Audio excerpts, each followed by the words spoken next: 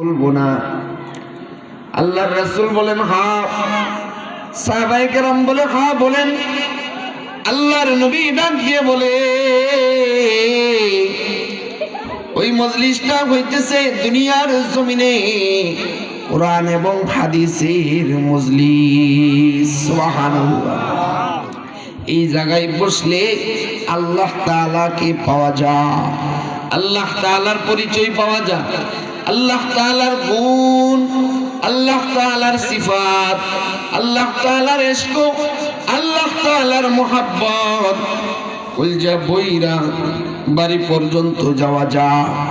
এর চাইতে বড় কোনো মজলিস আর আসমানের নিচে জমিনের উপরে আর হতে পারে না, ঠিক কি না? ঠিক।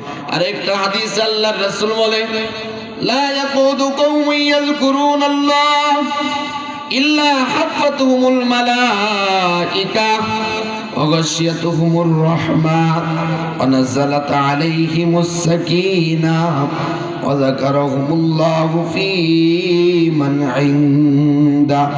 আল্লাহর রাসূল বলে যেখানে নাকি কোরআন এবং হাদিস থেকে আলোচনা করা হয় ওই মজলিসটা দুনিয়ার জমিনে একটা জান্নাতের বাগান হয়ে যায়। সুবহানাল্লাহ। সুবহানাল্লাহ। তো আস্তে গণতে জোরে কোন সুবহানাল্লাহ।